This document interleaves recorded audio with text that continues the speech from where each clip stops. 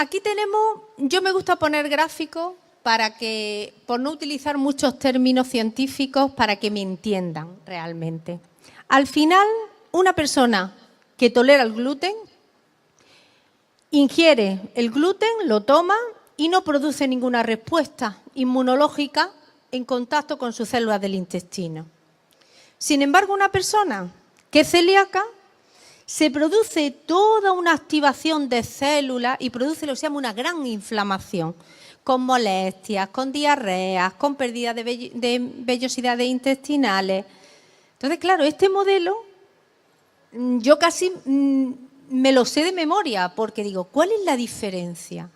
¿Por qué una persona no celíaca se produce este mecanismo? ¿Y por qué en un celíaco desencadena todo esto? Ese es el campo de estudio que seguimos abordando.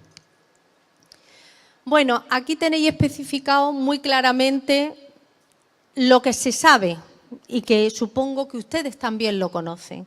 Cuando el gluten llega, por ejemplo, el péptido 33-mer, hay una enzima, la transglutaminasa, que lo desamina, y es en este punto crucial cuando las células del sistema inmune, aquellas que llevan el DQ2, el DQ8 famoso, marcadores genéticos, lo captan y producen toda una reacción en cadena de inflamación.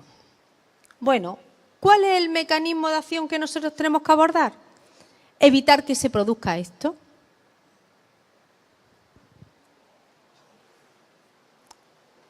Bueno, aquí tienen, unas imágenes de intestino de pacientes, biopsias, en el que aparecen unos marcadores, que aparecen en rojo. Nosotros hemos detectado que hay una molécula de tolerancia inmunológica. ¿Han oído alguna vez? Supongo que sí.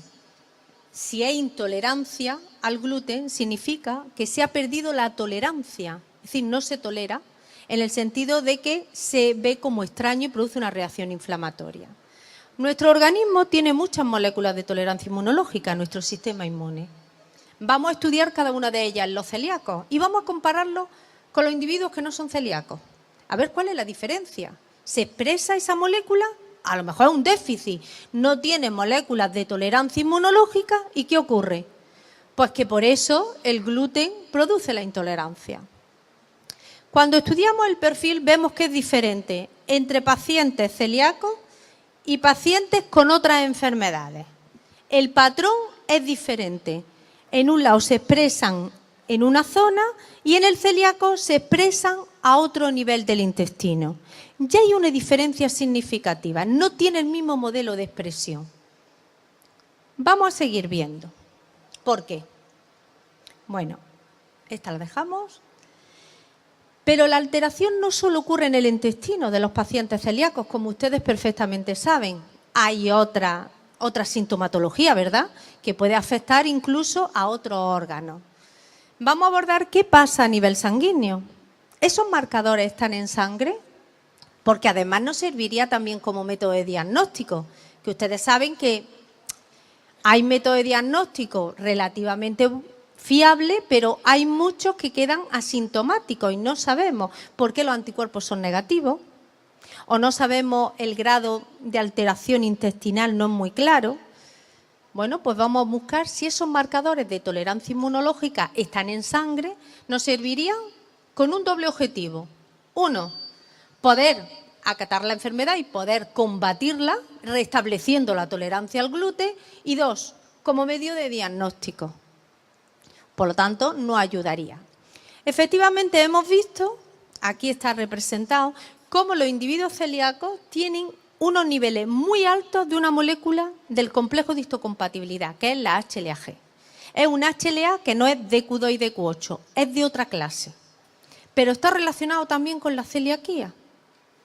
Hemos visto que está muy elevado, por lo tanto, puede ser un marcador sanguíneo a la hora de poder hacer el diagnóstico, corroborar el diagnóstico del celíaco.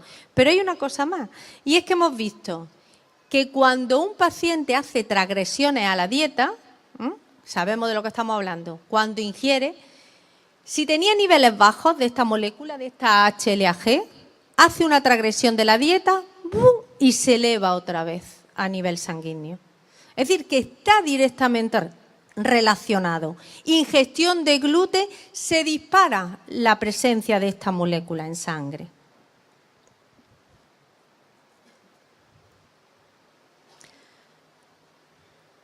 Algo también importante, porque ustedes saben que hay muchas manifestaciones de la enfermedad celíaca. Incluso si preguntamos cada uno, excepto la refractaria, que es la más complicada de acatar, sí hay enfermos que le llamamos silentes, que no tienen manifestaciones. No sabemos en qué momento lo pueden desarrollar, ni por qué lo hace. Bueno, pues en estos llamados silentes, también hicimos la prueba del marcador de HLA-G, de esta molécula de tolerancia inmunológica, y vimos que había expresión, no tan elevada como un enfermo activo celíaco, pero también hay expresión. Por lo tanto, nos puede servir para detectar también aquellos enfermos silentes que con los métodos de diagnóstico normal que tenemos hoy en día se nos escapan a la clínica. Y que luego veremos que es importantísimo que tienen que ser diagnosticados también, igual que un celíaco activo.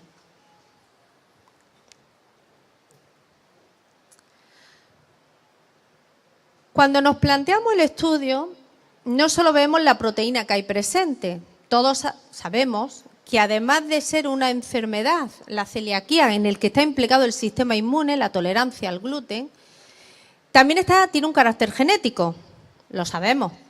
La familia tiene una predisposición, los grupos de riesgo 1, a desarrollar la enfermedad porque está en los genes, se transmite de padre a hijo. Bueno, pues queríamos ver cómo ese gen HLA-G, no solo los DQ8 y los DQ2, sino si también había un perfil genético con esta molécula de tolerancia inmunológica en los pacientes celíacos.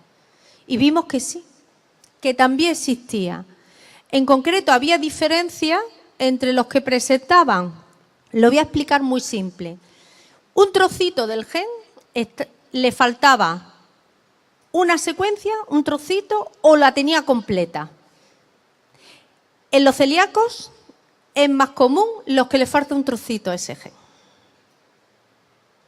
¿De acuerdo? Y eso puede hacer que esa molécula de tolerancia inmunológica, aunque está presente, no puede desarrollar su función de tolerar el gluten, el enfermo celíaco, porque no tiene la misma secuencia completa.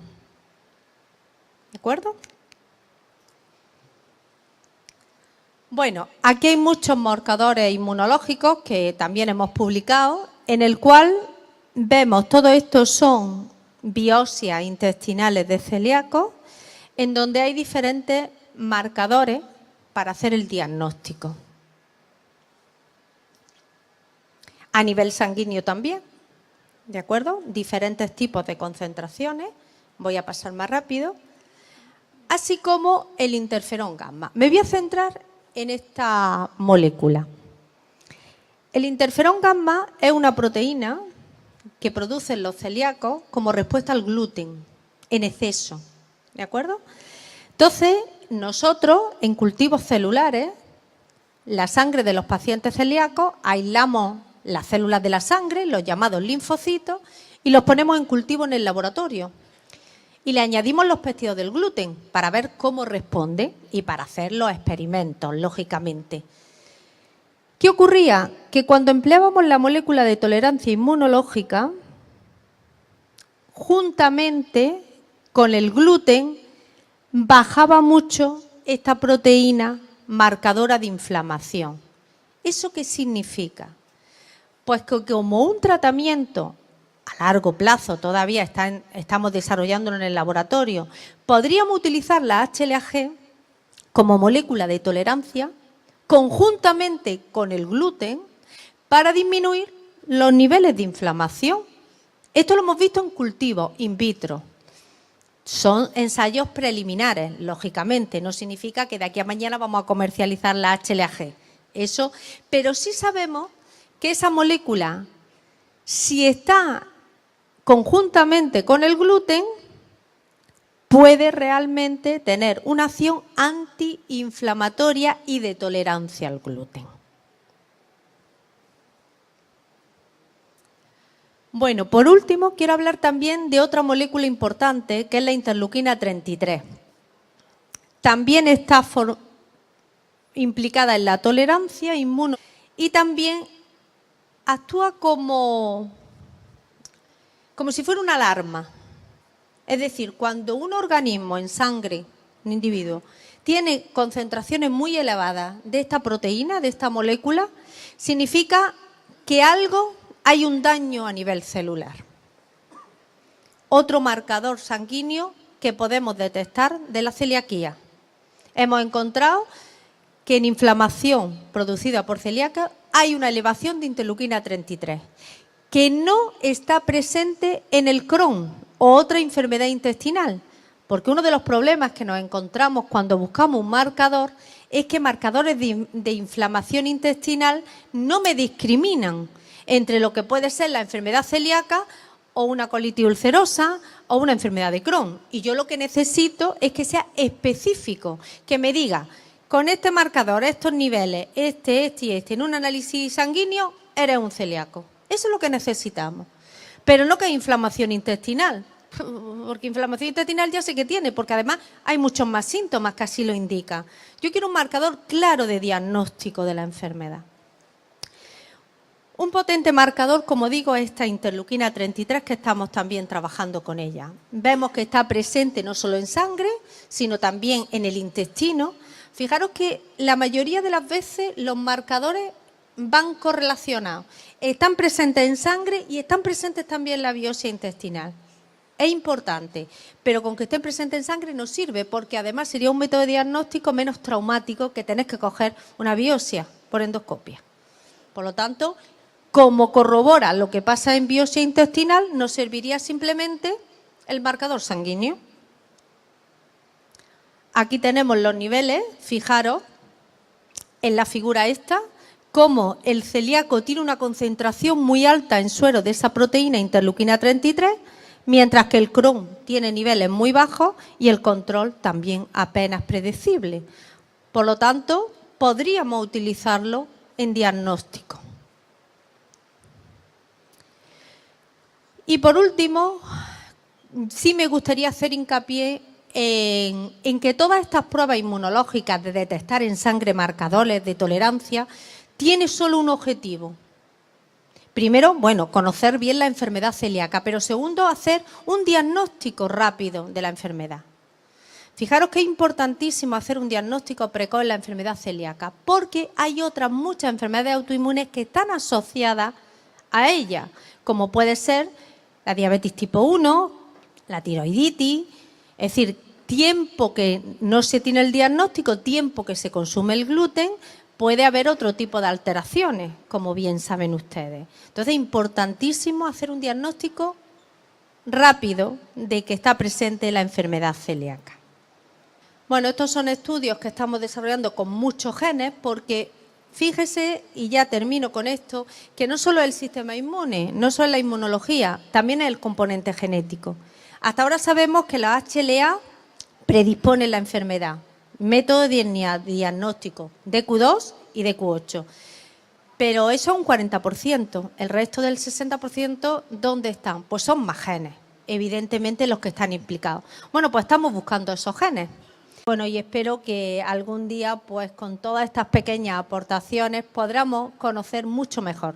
Pero no se nos olvide una cosa, que cuanto más conozcamos la enfermedad celíaca, más pronto estará su resolución. Entonces, son pequeños granitos de arena y bueno, simplemente agradecer la oportunidad que me han dado de pasar este día con ustedes. Muchas gracias.